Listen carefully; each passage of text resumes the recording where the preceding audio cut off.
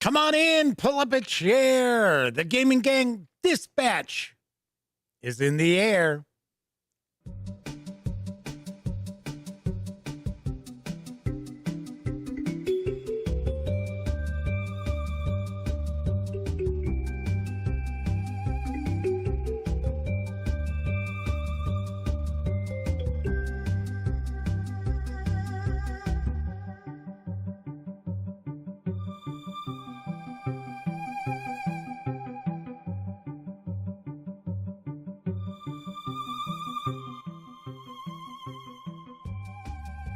Howdy, howdy, howdy, gang. Welcome once again to the Duct Tape Studios.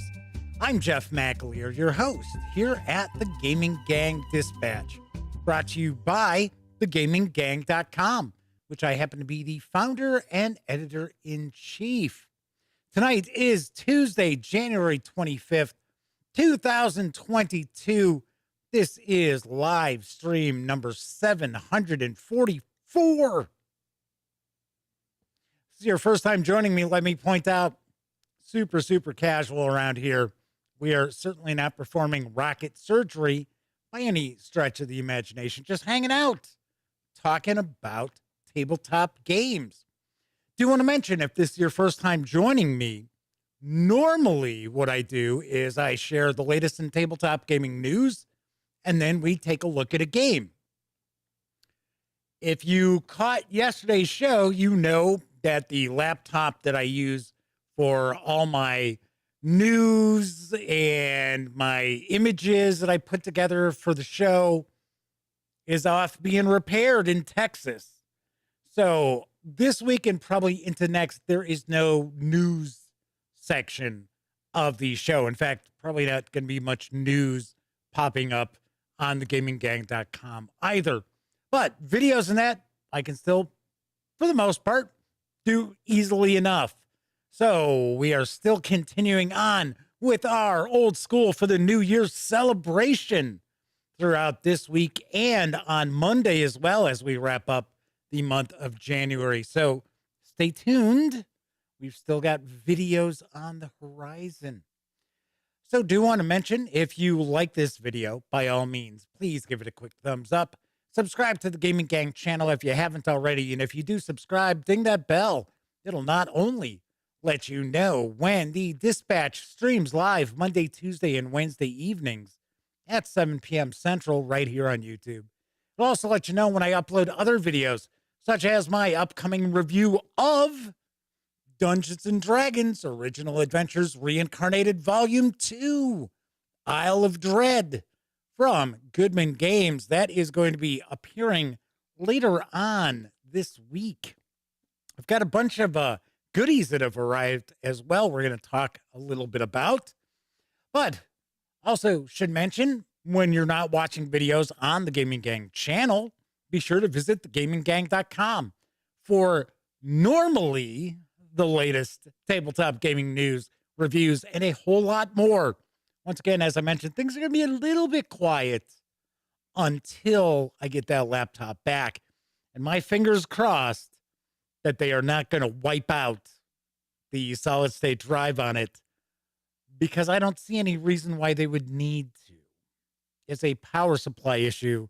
It is not a hard drive issue, which it actually doesn't have a hard drive. It's got a solid state drive.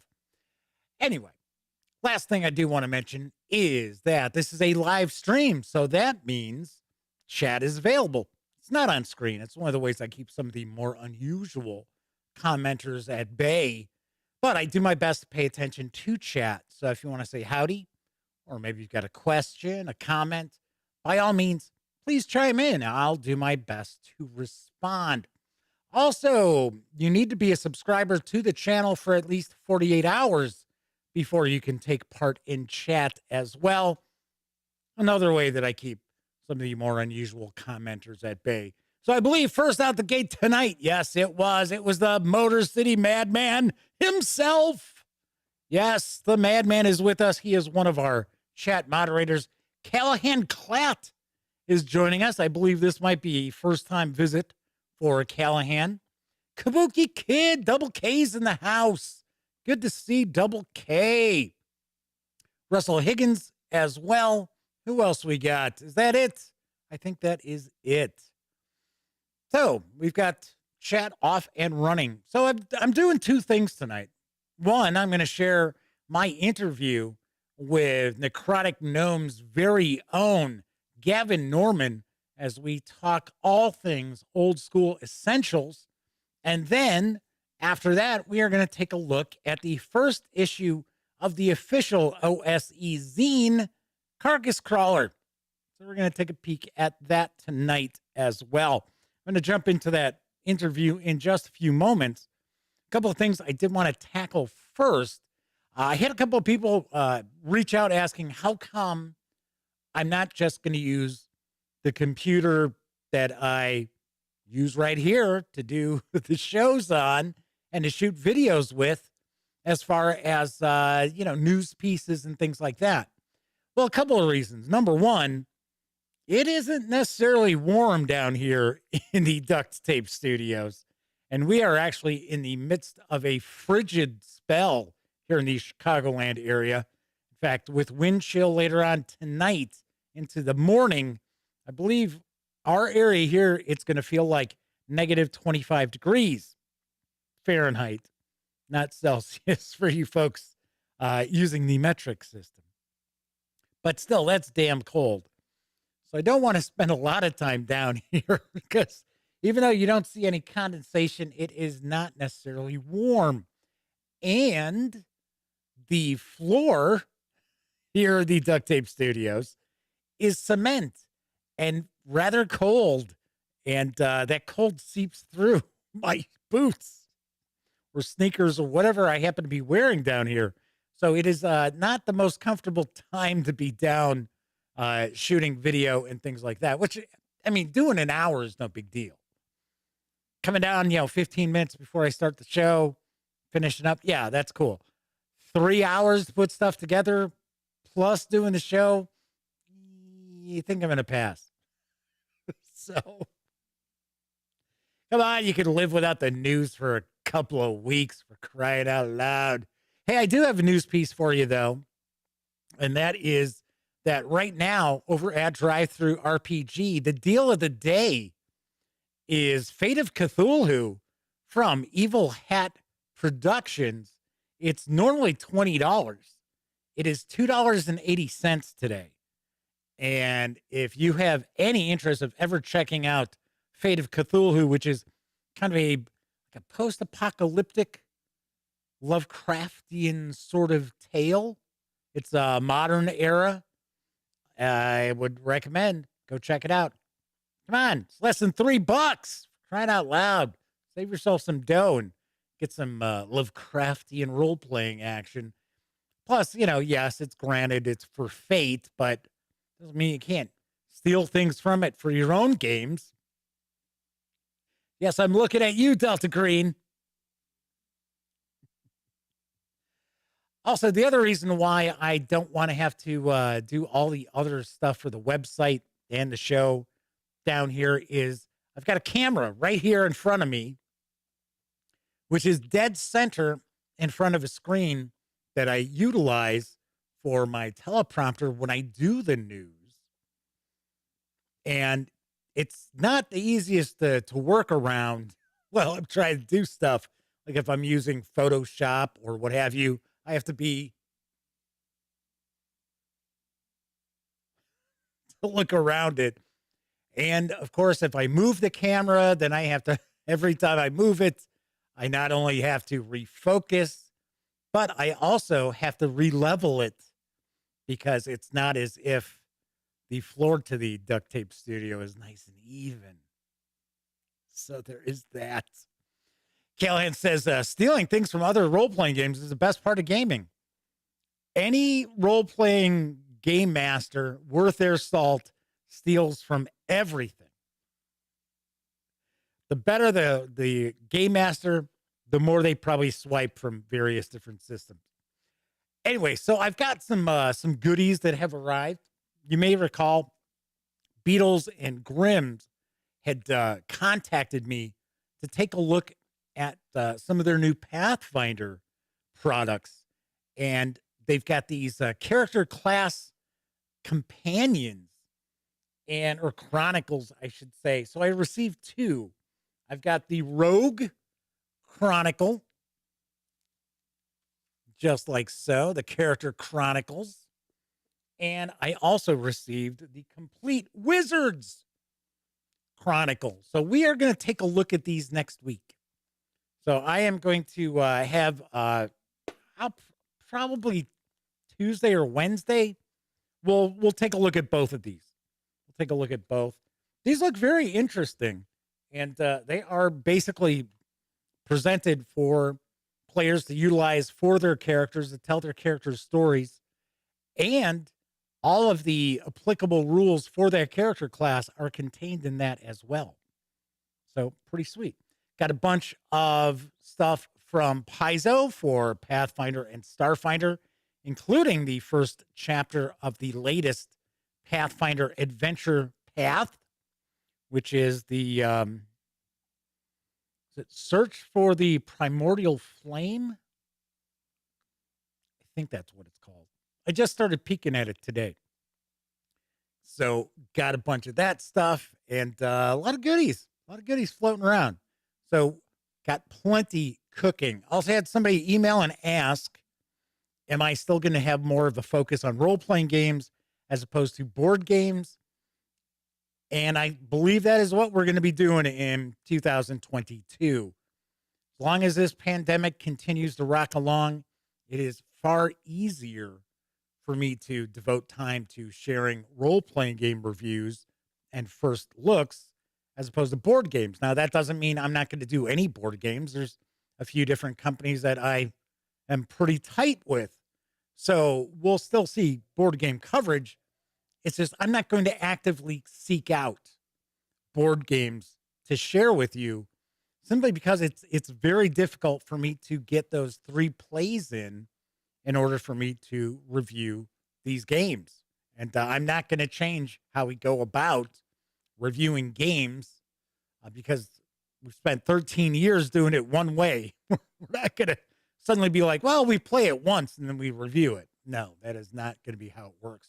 Green Apple is with us. Alfie F. and Andy Sykes are also in chat with us as well. Welcome aboard. So tonight, I am going to share with you my interview with Necrotic Gnome's very own Gavin Norman.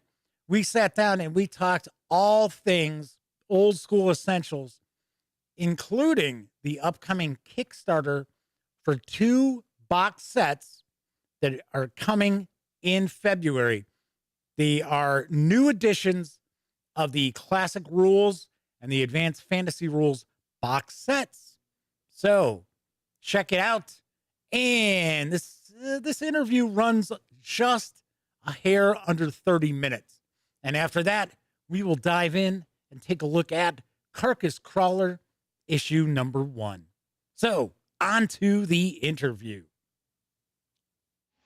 Gavin Norman from Necrotic Gnome is joining me tonight as the old school for the New Year's celebration continues to rock on all throughout January.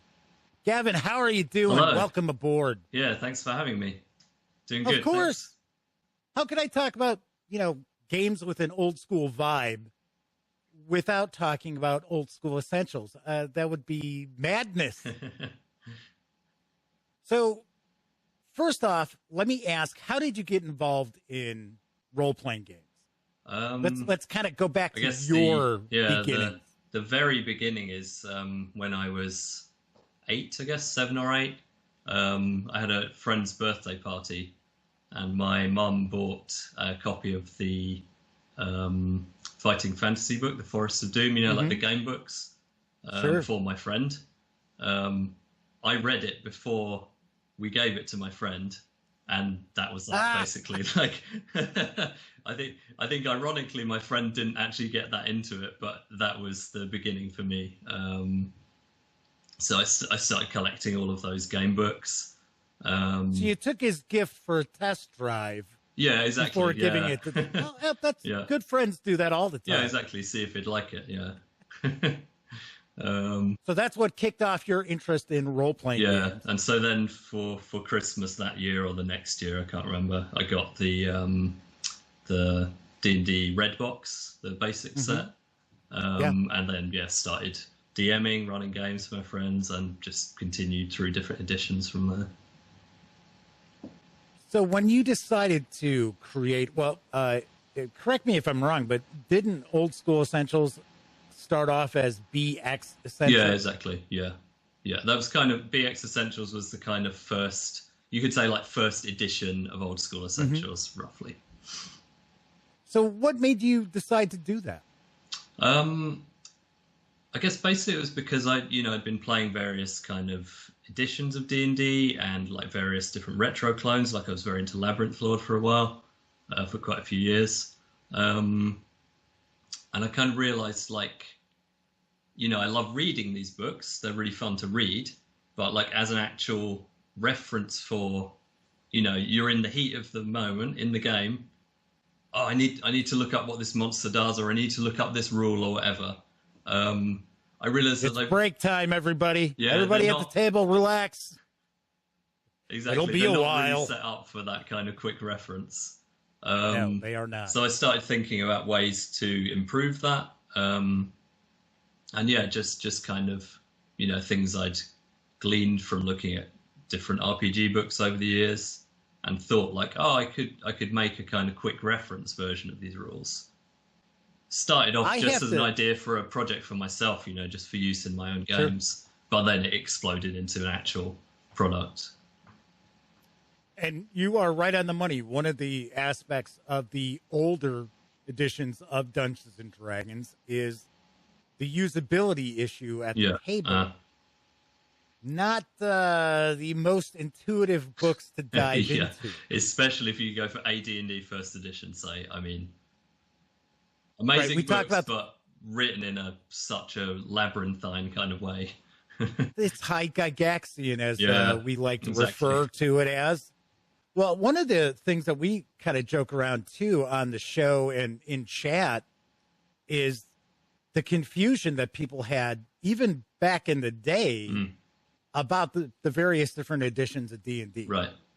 You had the Holmes box, and then, of course, you had the basic box and the expert box, and then you had a different basic box, an expert box. I think within the space of about 4 years, they had three, not completely different, like compatible, but like ostensibly different versions of the basic box with slightly different rules and so on. Right. Which is kind of nuts settings. When you think about it now. It was such a small space of time.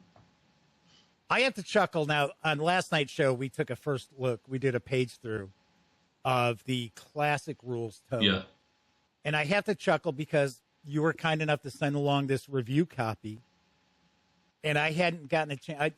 When I do a first look, I do not crack open the book until it's on camera.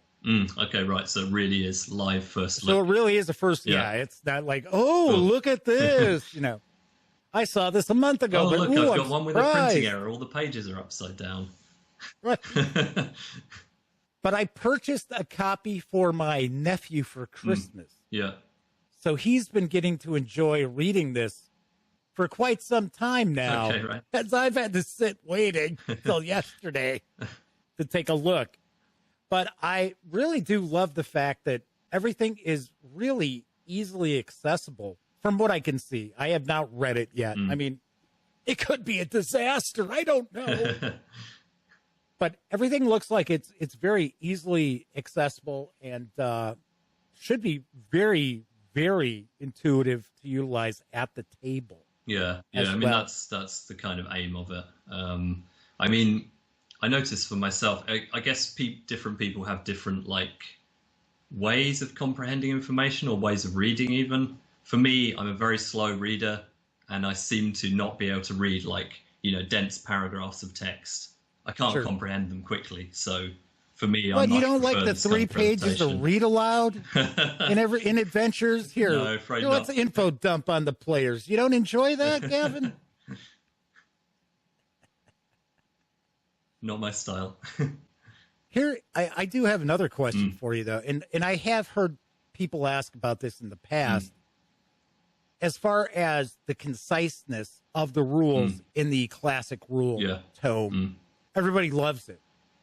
Now, one question I've got, because I've heard people comment about this, have you considered at any point releasing, like, say, a smaller book which has advice for the game master? Because I've heard people talk about that. That's one of the aspects of the original books that they kind of miss in Old School Essentials. It's an interesting one. The actual DM advice sections from BX are cloned in Old School Essentials.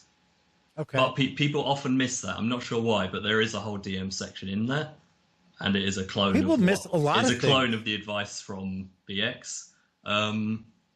What is missing is examples of play. So the original BX books have, like an example of combat, like an example dungeon, stuff like that, to kind of lead the DM through.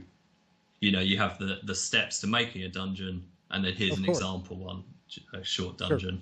That is missing from OSE. And I have actually thought about making a what I'd really like to do in the future is an actual kind of starter book or a starter kit, something like that would have both for the DM and for players, like an actual proper introduction to, like, okay, you've never played an RPG before, start from here.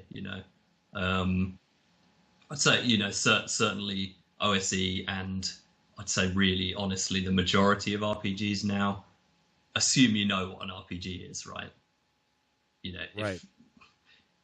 I'd say the majority of people who buy an RPG already know what an RPG is, have probably played, so it's like, is it really worth it including like huge chapters of like, okay, these are the dice, this is what, right. It's kind of I debatable, kid around, isn't it? I joke around all the time that if I ever wrote a role-playing game book, the section that says, what is a role-playing game, would simply have one sentence, and it would say, the book in your hand. That's right. Because, at this point, people should have a clue what a role-playing game happens to be. Yeah. I mean, in OSE, it basically says, like, if you really don't know, ask to play with some friends or watch videos online to get an idea, to get the first glimpse of what an RPG is about. Right, to dip your toes in. But yeah, we would like to do an actual proper starter product at some point. Sweet. So let's talk about another product that builds on Old School Essentials, and that is the Old School Essentials Advanced Fantasy Tomes. Right, yeah. Which are back in print. A lot of people are excited about that. I recently did a news piece to let people know, because I know everybody was clamoring for those. Yes. And they were actually selling for $80 to $100 per volume. Oh, really? Like on eBay or something? On eBay, Oh, wow, I didn't see that. Okay, crazy. And people were like, oh, when are these coming back? When are they coming back? Well, they are back. And what led you to do the Advanced Fantasy? Because some people may not realize this, but from my understanding, it's kind of like Advanced Dungeons and Dragons ported over to OSE. Yeah. It is not a complete revamp of AD&D. Yeah. It's just some of the cool stuff from AD&D brought over to Old School Essentials. Am I correct? Yeah, correct. Yeah, 100% correct. Yeah, I mean, like, some people have asked me, would you ever do an OSE style clone of AD&D? I mean, it would be an amazing project. Like, the kind of rules, history, geek nerd in me would love to do that. Sure. It would be years and years of work. BX, the original BX, is relatively very clearly written. As we already discussed, AD&D is High Gygaxian, very confusingly written. Right. So it would be an epic project.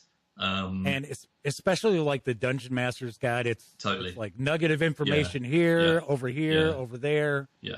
It's not laid out in any sort of concise way. Very dense information and very like scattered randomly. Yes. So sort of like Gary sat there going, "Oh wait, hang on, I got another idea." Yeah, I'll just put it right after what I was. It's like right there. Yeah, not how books are written nowadays. No. So I thought, I'm not going to do that, but of course, there's a lot of really cool stuff in AD&D. you know, the cool extra classes, monsters, spells, magic items, all sorts of things. So I thought, like, better to do a kind of conversion of that to BX, to OSE, and bring that into OSE, like the good bits of AD&D, rather than try to, you know, start again and do a complete clone of AD&D. We're going to actually be looking at the advanced fantasy tomes later this week. In fact, tomorrow we're taking a look at the player's tome. And then on Thursday, I'll be shooting a standalone video with the referee's tome. Awesome. I do believe that's a standalone set. You don't need the classic rules to use advanced fantasy, right? Yeah, you just need to have the player and referee tomes, right? Yeah, so you either need, if you want a clone of BX, you need the classic fantasy rules tome. If you want the clone of BX with this expanded stuff from AD&D, then you can buy the advanced players and referees tomes. We split it into 2 books because it would have been like ridiculously thick otherwise. And I don't know. Right. I mean, some people are into mega thick rule books. I'm not personally, so that's why we divided it into 2. So speaking of not being into mega thick rule books, right? Let's talk about the Kickstarter that's coming in February. Yeah. And I know that you had the original OSE was broken up into booklets. Yes. Essentially, little books. Yeah. So you had like your rules, and then you had your genre rules, and you had your monsters. And and it was similar in, I don't want to say in presentation, but in philosophy, almost to original Dungeons and Dragons, where it's like, okay, well, this book covers this. Exactly. This book covers that. Yeah. So a box set with, you know, a book of your characters, a book of your monsters, etc. Yeah. Right. Yeah. And they were little hardcover digest sized books. Yeah. And they sold like hotcakes. Yes. And they were gone. And then you had the advanced books that came out, which are now compiled in the advanced fantasy tomes. And those sold out. They sold like hotcakes and gone. And now both those box sets individually sell for quite a bit on the secondary market. Right. Yeah. Yeah. I have seen But those people who are trying to invest in those box sets, I guess they're going to be disappointed because you're bringing them back in a Kickstarter. Yeah, so basically the first publication of OSE in, 2019? Yeah. There was the 2 forms. There was the rules tome, all in one book, and then there was this box set of the 5 smaller books, as you said, kind of inspired by something like OD&D. That the box set sold out so quickly after the Kickstarter, like, I think within a couple of months it was completely gone. So it's been. I'm surprised it was that long. Yeah, I mean, thought we had a lot left over. But it's been sold out for more than 2 years now. It's been out of print for over 2 years. So we've been kind of trying to find a good, juncture time point to bring it back, and that's what we're doing in February. So the Kickstarter will launch on February 23rd. That's not actually been announced yet, so I'm announcing it now. Yeah. And you're going to have the box set for the classic rules, and then a box set for advanced fantasy. Am I correct? Exactly. So there'll be 2 box sets. So one will be the basically a clone of BX, 5 books in a box. Then there'll be an expansion set. So if you want to add on the extra classes, spells, monsters, and treasures from, that were inspired by AD&D, you can buy this expansion box set. So then you'll have 9 books altogether in these 2 boxes. Nice. Very nice. Don't you have new cover art? Am I correct with that? Yeah, so the box covers are new, and the covers of the individual books are new as well. So we have amazingly honored to have Errol Otis has done the cover of the classic box, who, as you know, is the artist of the original BX box sets. Yes. And we got Peter Mullen has done the cover for the advanced box. And then inside the books inside, so 9 books, the covers for those are all being done by David Hoskins, who's an artist we worked with before. He did some he did the illustration on one of the OSE adventures, and a lot of other stuff. He's very prolific artist in the old school scene right now. So he's done like 9 absolutely amazing covers for the new books, like super detailed, amazing kind of fantasy art. So we haven't revealed any of those yet, but I'm super excited to do so as we come to the Kickstarter. Yeah, it's going to look amazing. I should probably point out those folks out there who were concerned about the collectability of those first box sets shouldn't have to worry, because now there's going to be new artwork. Exactly. Yeah. So it's they're a still kind going to of have new variant kind of thing. Right. Exactly. Yeah. And I know people are clamoring for those box sets because I hear it all the time. Yeah, totally. It's been 2 years now, as I said. So it's like we've had 2 years of people asking, when are the box sets coming back? When are the box sets coming back? And like, you know, we wanted to bring them back a long time ago, but we also wanted to do new artwork. You know, it's very expensive to produce box sets as well, so it's not something that we can just, you know, we don't just have the money lying around in the pocket. So like, Right. So it requires a Kickstarter, and you know, planning these things just takes a long time. So yeah, finally, February 23rd, here we are. Should we see some add-ons with some adventures and so forth with this Kickstarter as well? Yeah, so there'll be a bunch of stretch goals as usual for Kickstarters.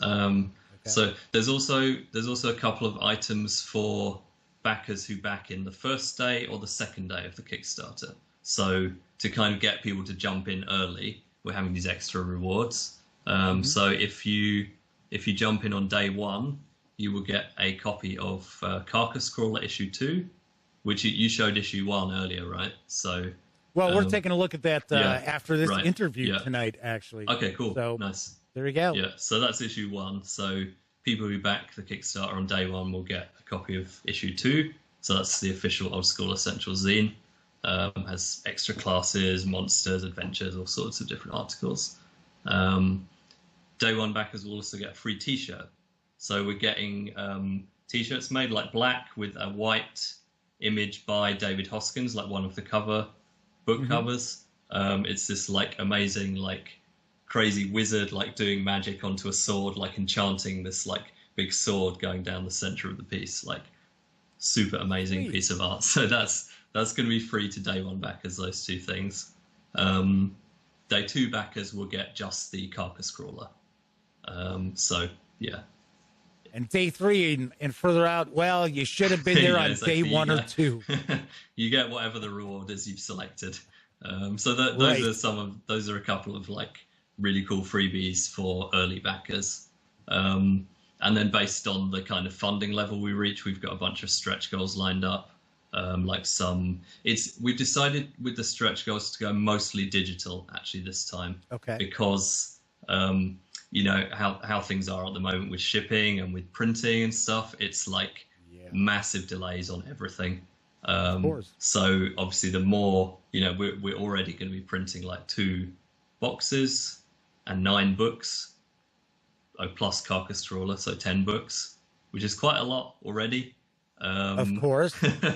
So, you know, being careful to not get too carried away and be like, okay, we're going to print all these other books as well for stretch goals, like, and just end up the project being massively stretched out and delayed.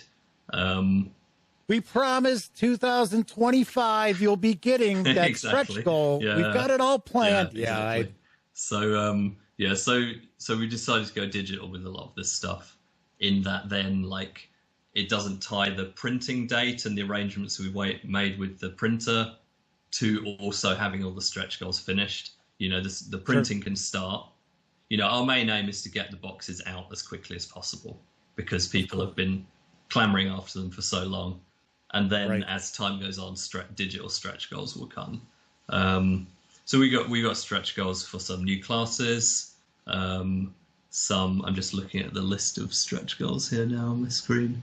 And then a bunch of mini adventures. So this will be a cool thing. So like we've got like, it's still in discussion exactly which authors, but probably 8 to 10 authors will have lined up who will write a mini adventure for OSE, and then those will be stretch goals if we reach a sufficient kind of level of funding. So we've got some really cool people. I won't announce any names yet because it's we're still in discussion with people, but like a lot of cool old school adventure writers are involved. Well, let's move on a little bit since we've kind of covered the Kickstarter and kind of segue into adventure because there are quite a lot of adventures that are out there, both from Necrotic Gnome for OSE and then from third-party designers and publishers as well. Yeah, it's amazing. Really to see how amazed. Much stuff is being produced. Yeah. And what are some of your favorite adventures that somebody just getting into the OSR and old school essentials might want to take a look at? Like Hole in the Oak, isn't that like a first level kind of adventure? Yeah. I mean, I'd say of the official OSE adventures, good ones to start with are Hole in the Oak and Winter's Daughter. So Winter's Daughter's been out for a while, right? Isn't that 2019 that was released? Yeah, like around April 2019. Isn't that a Dolmenwood? Dolmenwood, yeah. Event? Yeah, exactly. Yeah. Because isn't that like an official setting as well for OSE? Yeah, it's not exactly out yet. No, it's an in development official setting. Yeah. Right. So actually, aside from the box sets, that's the big thing I'm working on right now. So Dolmenwood will be like a three big book set. So there'll be like a player's book, loads of new classes, magic, loads of weird equipment, and some kind of background on the setting. There'll be a campaign book, which is like the book for the DM that tells you all the kind of secret lore of the setting, and then has like 200 pages dedicated to the hex descriptions on the map. And then there'll be a monster book, so like 60 odd new monsters for the setting. So that's kind of in development right now. But Winter's Daughter, is an adventure for that setting. Right, that's what I thought. I thought that was the case. And I have always heard really good things about Winter's Daughter as well. Yeah. Did you write that adventure? Yeah. Gavin? It's quite an unusual one for a D&D adventure. It's like it really has a kind of fairy tale vibe to it, and that's what I've always heard. A theme of kind of romance going through it, which both those things are kind of unusual in a D&D adventure. I mean, on the surface, it's like you can break into an old tomb that's been sealed for a long time. That sounds like normal D&D, right? But then it has these other kind of themes going through it. It's an adventure as well that's fun, that it's quite easy to complete without any combat, like, just by talking, which is to the also various NPCs something that you meet. It's kind of unheard of. It's quite unusual. Yeah. Right.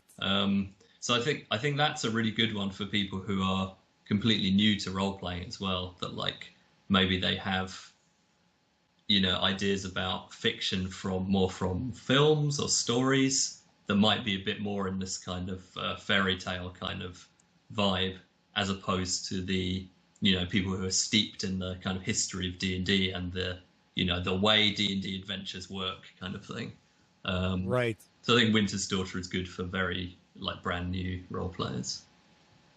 And it also sounds like it's something that would appeal to gamers who may not necessarily be attracted to the whole hack and slash. Exactly. Yeah. Monty Hall sort of dungeon. Yeah. Totally. Yeah. It's like Gavin. Is there any? Oh, go ahead. I'm sorry. There's a lot of ways to kind of approach the adventure. You could hack and slash your way through it, but equally you can hack and slash through everything. Exactly. Yeah. There's a lot of other ways you can approach Winter's Daughter as well, so it's pretty fun for that. Murder hobos meet Sleeping Beauty. Here we go. Exactly. Yeah. So yes, you could hack and slash through. At the players I've run across over the years, they would turn, anything into a bloodbath. Yeah. Right. Yeah. So, any other adventures you want to share a little bit of love for?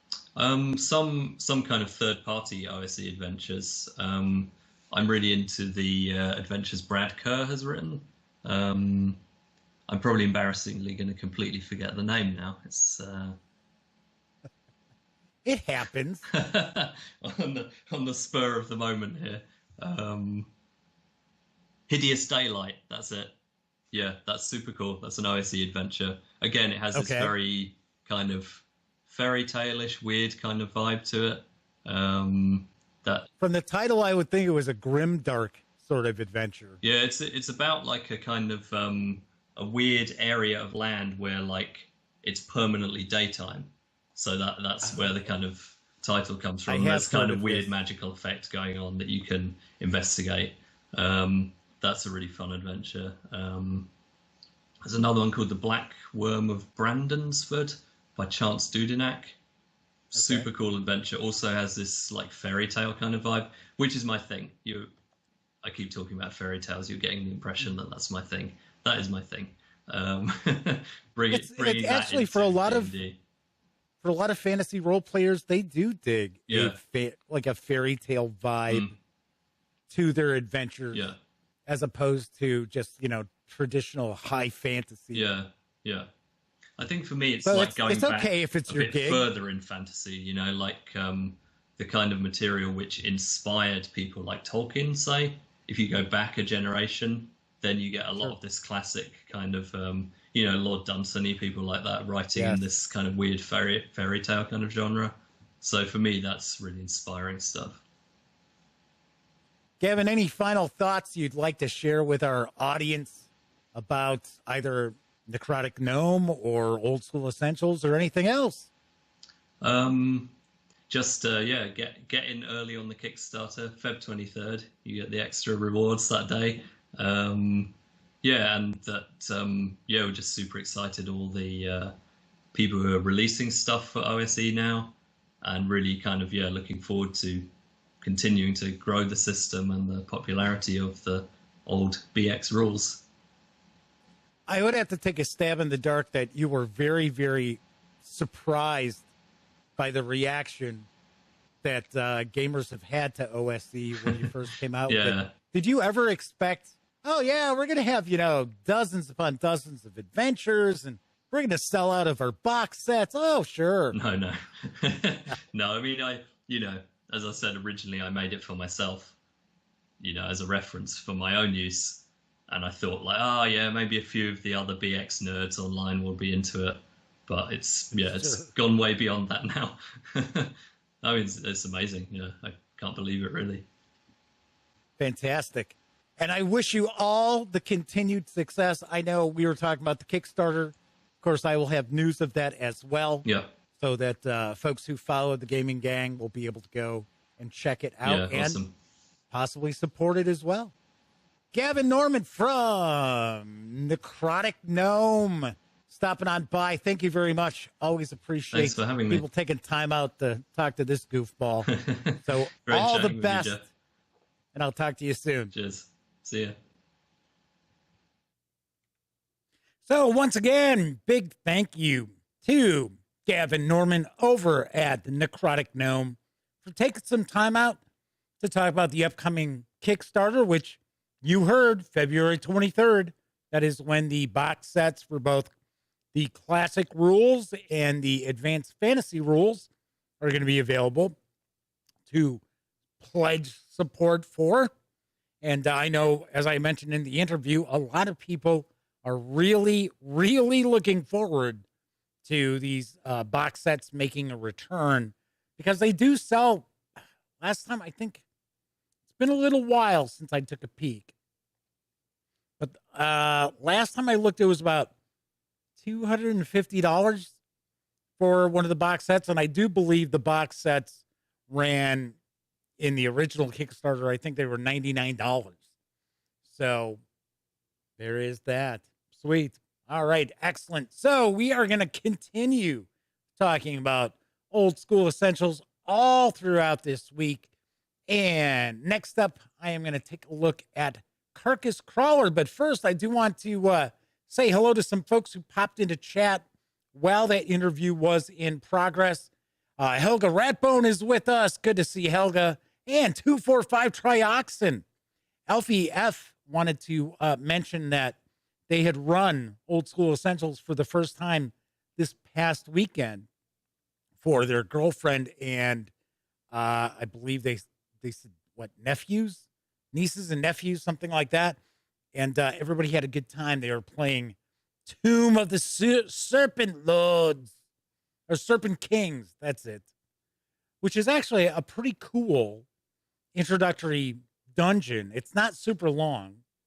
And one of the cool aspects about it is that a lot of common tropes are part of the adventure. So there's the, traps and things not being as they appear to be, and so on and so forth. So very cool adventure. And I guess somebody was getting to experience tabletop role-playing games for the first time.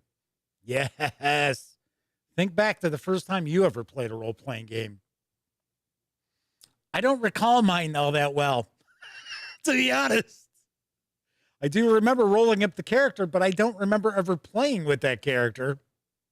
It was a friend of my brother's, who my brother is 2.5 years older than I am.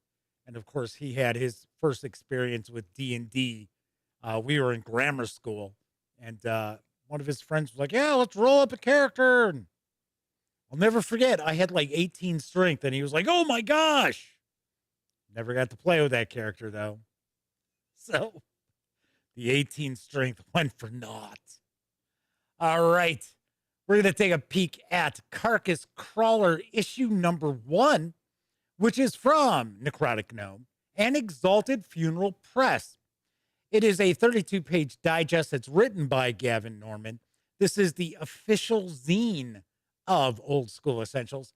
In this issue, artwork is provided by Mark Lyons, Chris Malik, Peter Mullen, Rich Nerdgore. Is that really the last name? I'm just kind of curious. Nerdgore? I don't know. Maybe it's legit. Brooke Penrose, Olivia Politz, and Frank Scacolosi.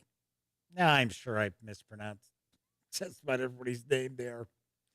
This 32-page digest is available with the PDF over at Exalted Funeral. You can grab it for $10, or you can grab the PDF over at DriveThruRPG for $7.50. Of course, do want to mention that the Gaming Gang, thus the Dispatch, is affiliated with the One Bookshelf sites. So if you are going to visit, say, DriveThruRPG, please swing by thegaminggang.com first, click on one of our banner ads, and that way, if you happen to make a purchase, I get a small portion of that sale. All those nickels, dimes, and quarters really do add up and help keep thegaminggang.com around. Also should mention, if you like this video, if you like what I do, if you like the channel, if you dig the gaminggang.com, you can always buy me a cup of coffee or some soda by swinging on over to paypal.me/thegaminggang and making a small donation. And there are people out there who utilize those banner links and swing by paypal.me, and it is all extremely appreciated to help keep the Gaming Gang around. All right, let's swing on over to the other camera, because here I've got Carcass Crawler issue 1. I like the cover artwork on this. And, strangely enough, when I first took a peek at this, I almost had an impression that this was almost like an Inuit young woman, and it's not. I don't know why I thought she was wearing like a fur hood and stuff. I don't know. It's kind of weird. But if you kind of look closely, it appears like she's casting a spell, and then the shadow is someone's being stabbed with a dagger. It's like, what? Bane122 has joined us in chat. Welcome aboard. They mentioned that after watching last night's show, they grabbed I'm assuming it's the Old School Essentials. It says OCE, but that'd be OSE books. They've been thinking of trying older versions of D&D. Seems like a great way to do so. So they're saying thanks for me covering them. Hey, I wanted to share the old school for the new year. And all throughout January, I'm sharing looks at games that have an old school vibe. They don't necessarily have to be considered OSR, although Old School Essentials is. But I just wanted to share that because I don't think enough people out there realize that there are other fantasy role-playing games other than 5th edition Dungeons and Dragons. And there are different ways to present fantasy role-playing as opposed to how we've got like 5th edition or 2nd edition Pathfinder, which I have no issues with either of those games. I just happen to be more old school. All right, let's take a look at the back. Carcass Crawler is a zine devoted to old school essentials from Necrotic Gnome. Each issue is packed with new material for your games, including new character classes and races, new spells and magic items, new monsters, optional expanded rules, previews of in-development products, short adventures, and more. It tells us what's in this issue. And we're not going to read that because we're going to see what's in this issue. I want to point out I am going to stay picture-in-picture up here. This is not a review. I have not looked at this. First time I'm cracking this open. So I know basically nothing about this issue outside of what we just saw in the back. So keep in mind, it's not a review. I always crack up when people are like, oh, that was a great review. They leave a comment and I'm like, not a review. So anyway, I am going to stay picture in picture. So I'm going to be cutting off the upper left portion of this zine. I'm not going to look at each and every page either, just so you know. All right. So taking a peek here. That almost looks like, no, that's Peter Mullen's art, right? Pretty sure. Because he has a distinctive kind of style, I've noticed. Okay, so in this issue, we got 6 new character classes. We've got 3 new races. Black powder weapons. Aha! Complete rules for introducing Renaissance-style black powder firearms into your game. Isn't that one of the reasons why Lamentations of the Flame Princess is relatively popular? Is, well, I know the encumbrance rules are a big deal for that. But that's also a BX clone. It's a retro clone. Fighter combat tables, so we get some optional rules to give fighters a bit more oomph. It's D6 thief skills. I've seen that before. I've run across some OSR rule sets where the thief skills are not represented by percentile dice. They're just made a lot easier to roll up just on a 6-sided die. Too many classes. The new classes presented in this article are entirely optional. Some groups love to have as many classes as possible, relishing the variety that a wide selection of character types offers. Other groups prefer to stick with a limited selection of character classes. How do you feel out there in chat as far as your character classes? Do you like tons of them? Or are you more of the mind where you're kind of like, well, anything more than fighter, thief, wizard, cleric is overkill? I like having additional classes. I don't necessarily think I need to have 20 or more classes in my game that I run, but I like having the ranger. I like having the paladin. Got to be honest, I don't think I've ever run a game where anybody had a monk or a bard, actually, either. So we've got the acolyte. What would a priestly class look like if based on the percentile thief skills mechanic instead of the standard spell memorization mechanic? Thus, the magic wielded by acolytes is not bound by memorization, so it is not Vancian magic there. We've got the Gargantua, which is big people, a demi-human race of big people. They're also presented as a race if you want to use that for advanced fantasy. Callahan says, I don't mind a wide selection of classes. My criticisms pop up once one or more classes start to step on each other's toes. Yeah, a lot of times you get to the point where there isn't enough differentiating between the classes. And I'm not a big fan of that either. So we've got the goblins. So it's a classic monster species. So they're presented as class and race. The Hefstan, it's a spin on elves. They're elf-like demi-humans who practice the arts of telepathy and mind control. Got the kineticist. So they are unarmored warriors who practice the art of mind over matter by manipulation of kinetic force. And then we have the mage. So we're going to get a couple of page spreads, it looks like, of each of these. Goblins riding wolves.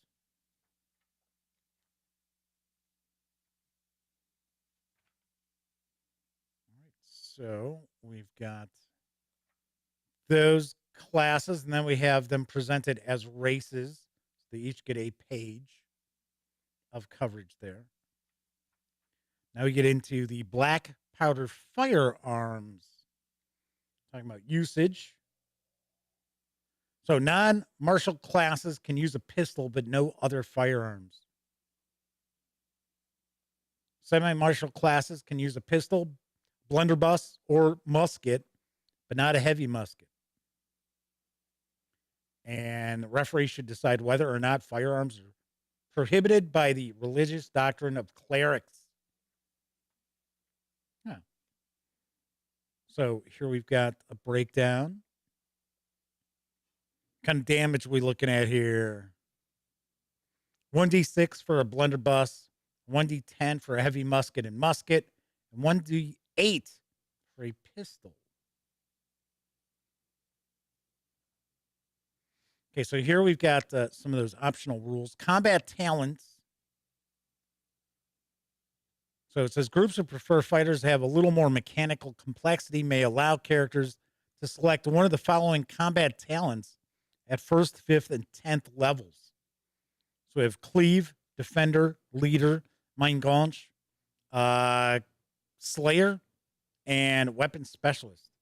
Okay, here's the D6 Thief skills. All skills begin with a 1 in 6 chance of success.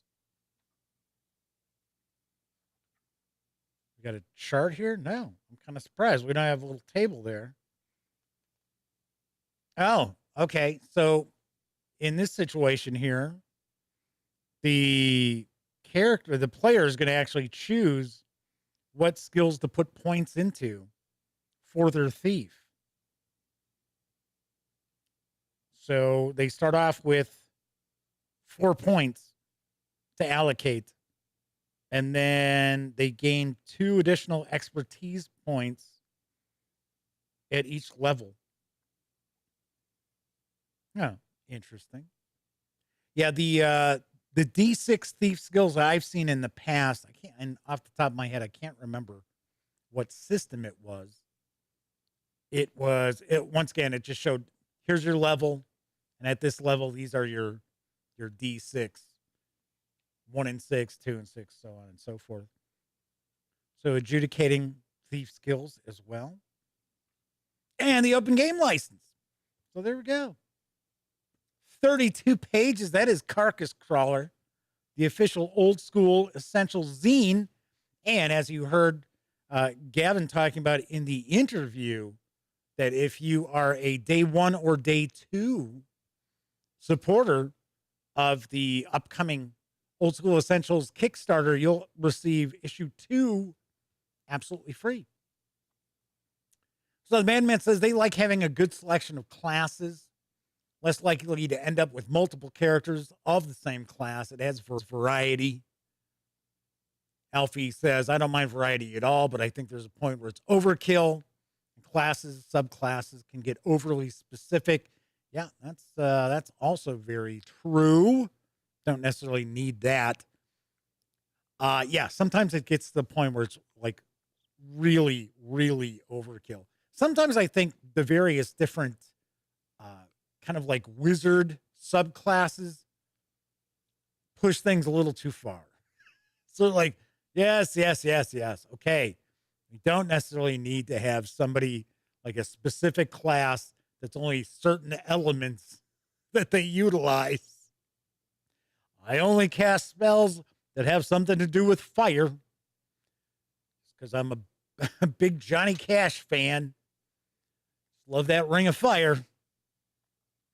Callahan says they think differentiating classes with different advancement options as such is a great way to add some individuality to what would otherwise be two similar characters.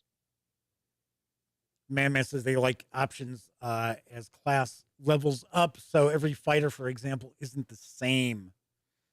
That's one of the reasons why I like the games such as Dungeon Crawl Classics that provide special combat abilities, but it's mighty deeds.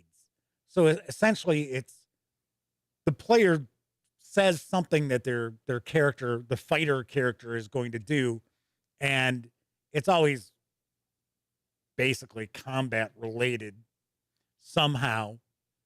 And I like that.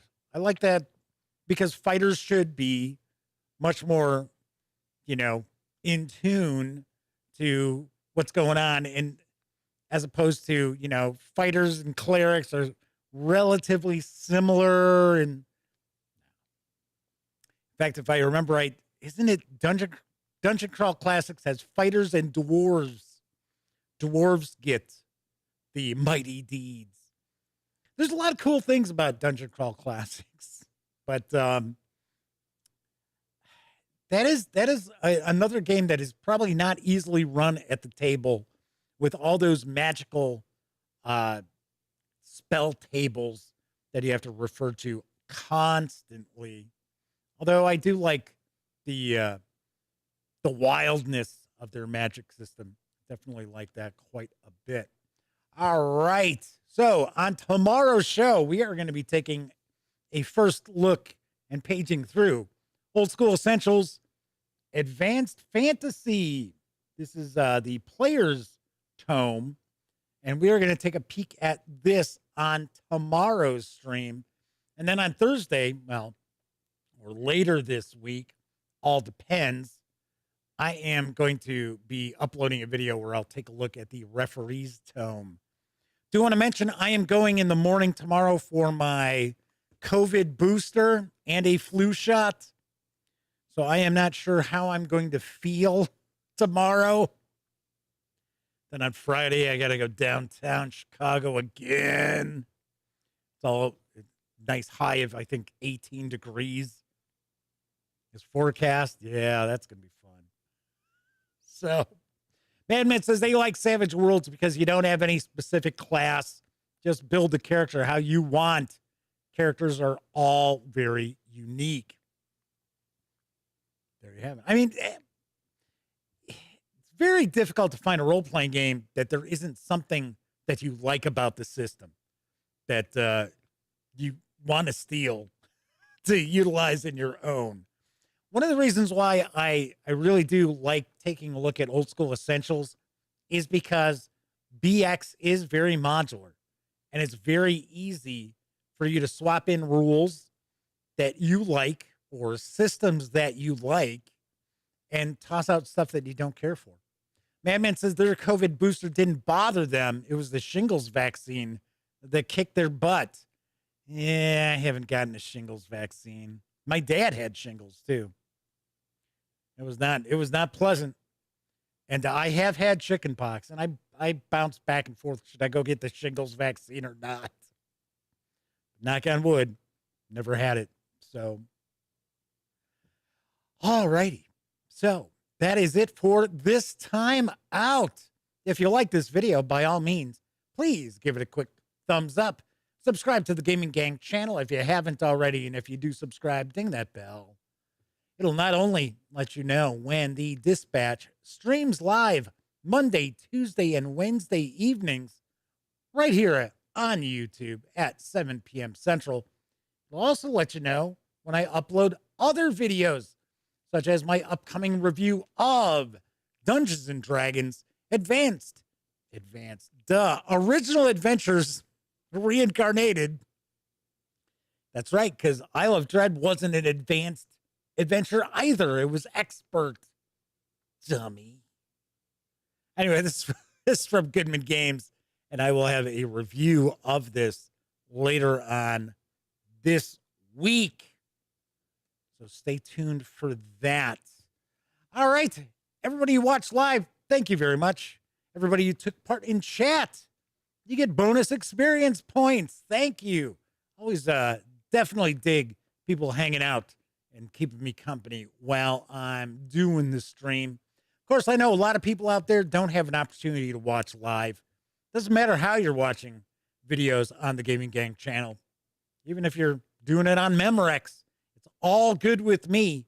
And I certainly appreciate each and every one of you taking time out of your busy lives to watch. Of course, as I mentioned, I will be back tomorrow. We're going to take a look at the Player's Tome for Old School Essentials Advanced Fantasy. And of course, here's hoping each and every one of you always gets to enjoy plenty of great gaming with your gang. See you tomorrow.